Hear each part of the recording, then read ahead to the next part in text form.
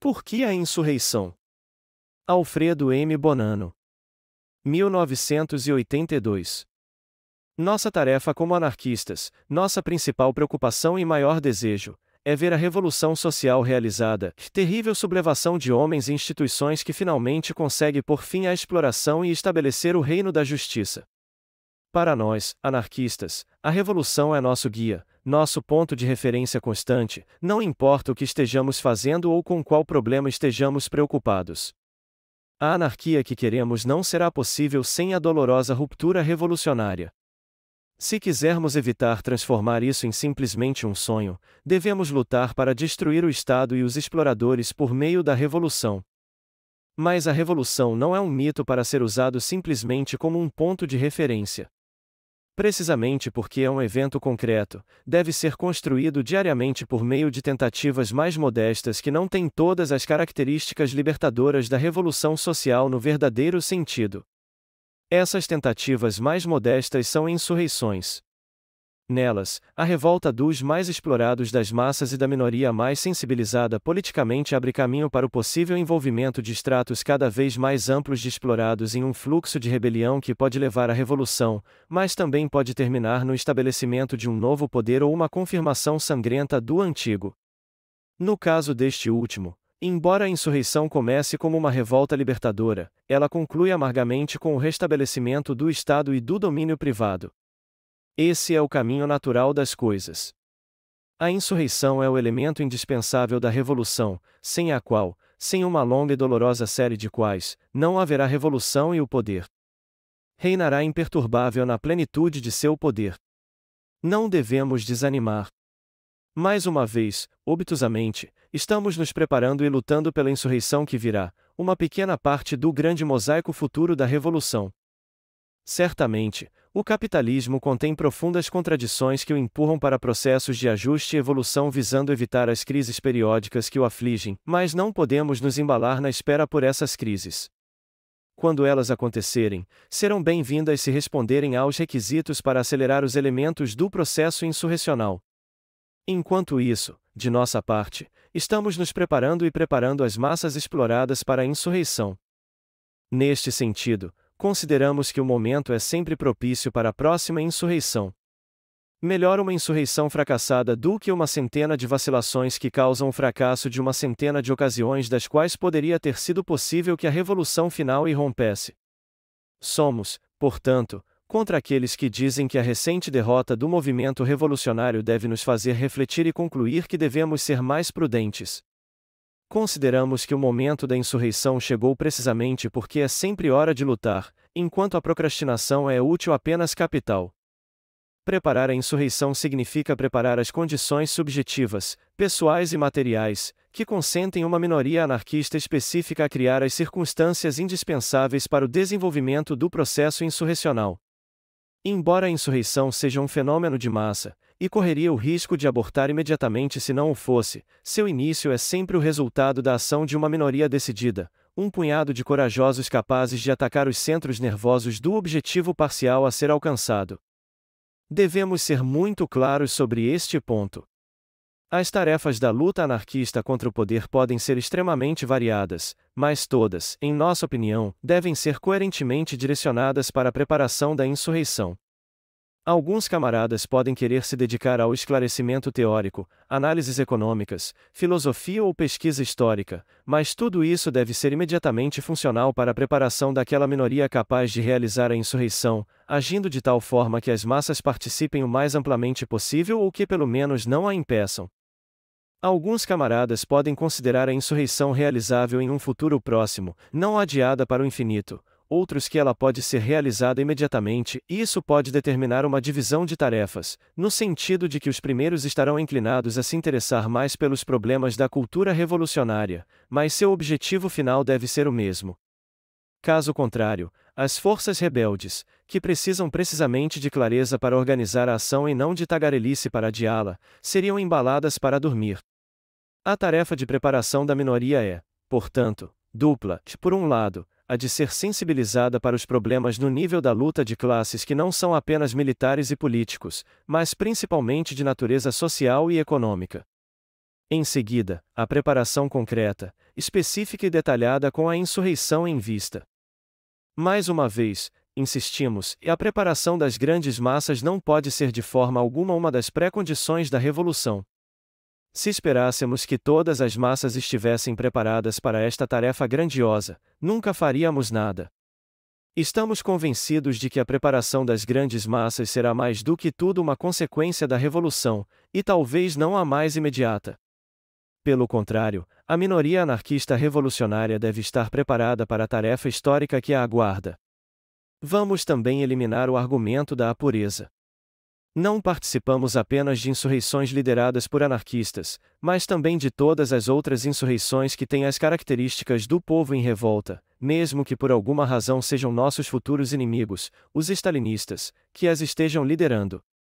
Nesse caso, devemos tentar conquistar um lugar melhor para nós na própria luta, durante os eventos, defendendo o máximo possível nosso programa de libertação total que contraporemos aos banalmente econômicos dos autoritários. Será a própria insurreição a verificar o resto. A insurreição é uma tarefa a ser cumprida imediatamente. Mas com que meios concretos? Vimos que a minoria específica deve assumir o comando do ataque inicial, surpreendendo o poder e determinando uma situação de confusão que pode colocar as forças de repressão em dificuldade e fazer as massas exploradas refletirem sobre intervir ou não. Mas o que queremos dizer com minoria específica? Talvez o movimento revolucionário no sentido amplo? Essas questões exigem uma resposta clara. Comecemos pela hipótese mais ampla. Do ponto de vista que nos interessa, o movimento revolucionário como um todo não pode ser considerado uma minoria específica capaz de realizar a insurreição em conjunto. Ele apresenta toda uma série de contradições, que por sua vez refletem as contradições da sociedade em que vivemos. Ao modelo ideológico correspondem agrupamentos organizacionais que acabam colocando o preconceito teórico antes dos interesses imediatos da libertação. Além disso, a fórmula analítica de grande parte do movimento revolucionário é de caráter autoritário, portanto, prevê a conquista do Estado e não sua destruição imediata. Eles prevêem seu uso reivindicado em um sentido antiburguês e não seu desaparecimento.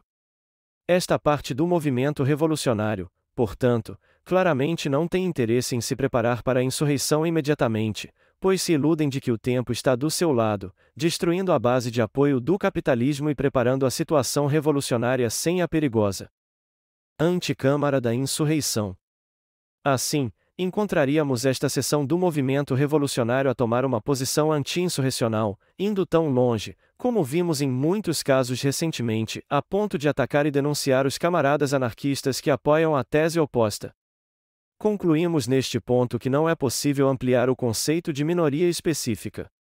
Hipoteticamente, quando os stalinistas desencadearem seu processo insurrecional, seja porque estão convencidos de que as condições revolucionárias estão maduras ou porque são atraídos pelas solicitações da base que não está interessada em refinamentos ideológicos, então nossa tarefa será de participar da insurreição com todas as nossas forças, lutar no campo concreto da luta e encontrar lá o espaço necessário para nossas ideias.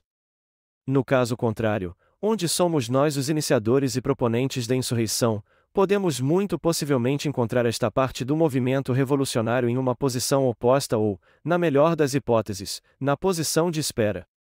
Vejamos agora se o movimento anarquista como um todo pode ser considerado uma minoria específica capaz de eventualmente realizar a insurreição. A conclusão é negativa mais uma vez.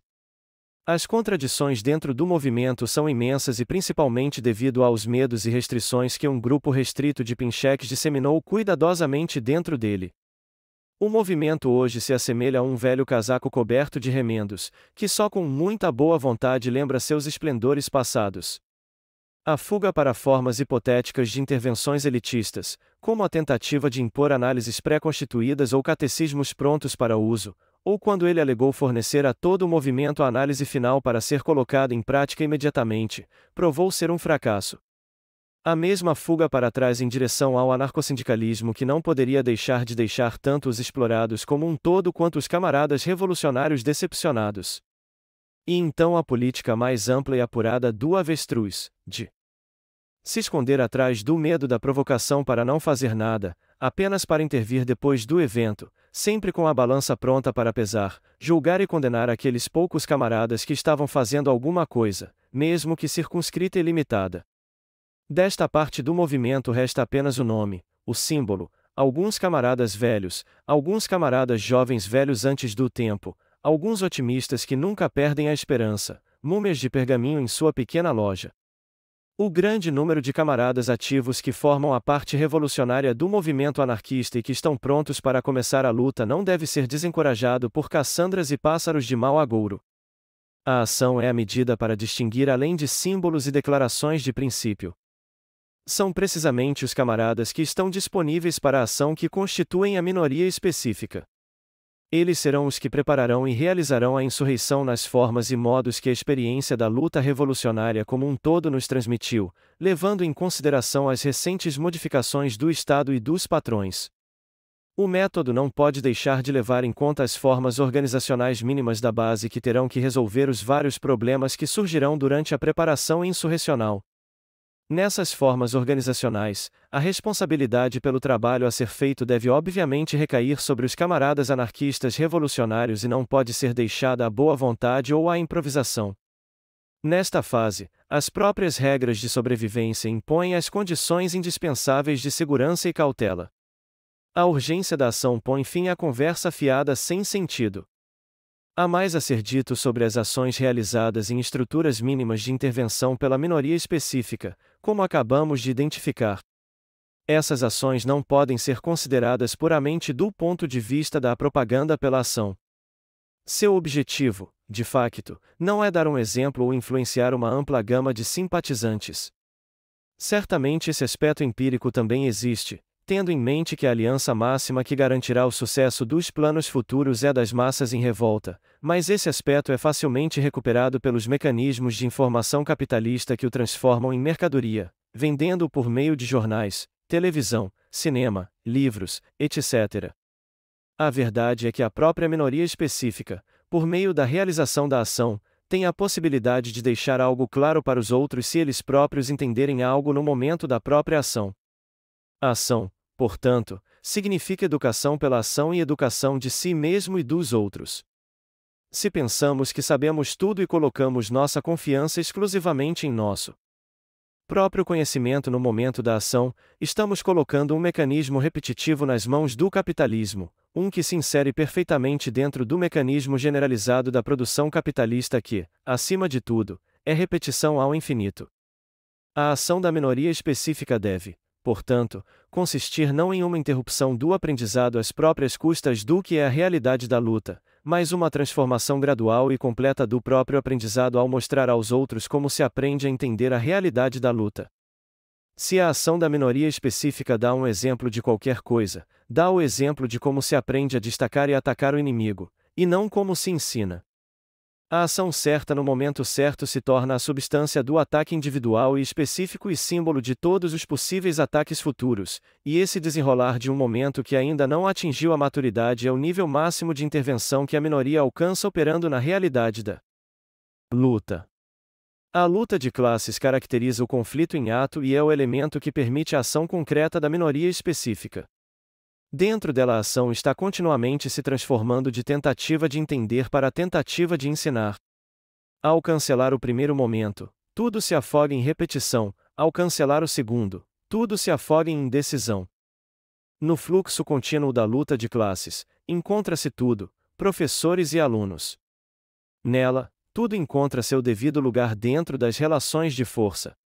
Quem não aprendeu com seus próprios erros não pode demonstrar nada aos outros, e uma maneira eminente de não aprender é precisamente deixar de aprender, de pensar que chegou a hora de ensinar e isso é tudo.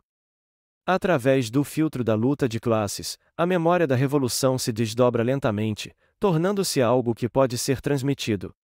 Na ação, essa memória é transmitida concretamente e se torna perceptível aos outros no momento em que é reflexão e crítica para a pessoa que realiza a ação. Cada estrutura mínima individual de intervenção que atua dentro da minoria específica corre o risco de se colocar em contraste com o movimento revolucionário como um todo e às vezes com toda a massa dos explorados, se o sentido da ação de alguém não for colocado corretamente. Tomando-nos como uma parte isolada diante de tantas referências, convencemo-nos de que todo o movimento e os explorados, seu tipo e o tipo da revolução, dependem de nós, esperamos quem sabe o que do que estamos fazendo, permanecemos frustrados pela superficialidade da resposta e pela incompreensão geral. A luta revolucionária é como um mar tempestuoso contra o qual lutar seria uma loucura vã. É necessário adaptar-nos à direção das ondas, nadar às vezes fortemente e às vezes levemente, agarrar o ímpeto da vida que o mar esconde dentro de si para atingir o objetivo desejado. É nessa difícil arte de nadar que se esconde o significado político da ação minoritária. Este último enfatiza seu significado de classe, explodindo de repente como fruto da memória revolucionária e como indicação para a luta agora em ato. Pensamos, portanto, que se forem corretamente escolhidas, a ação dessas estruturas mínimas é indispensável para a preparação de todo o processo insurrecional, que consideramos ser a tarefa imediata de todos os anarquistas e que não pode ser adiada. Longe de haver um contraste entre as duas coisas, como alguns tentaram nos apontar, consideramos que elas são complementares e indissociáveis. A tarefa básica da estrutura mínima de intervenção resume todo o trabalho de natureza organizacional e geral da minoria específica como um todo. Mais uma vez, a insurreição será o teste ácido, tanto de causa quanto de efeito, da mudança da relação de poder que leva à abertura das portas da revolução.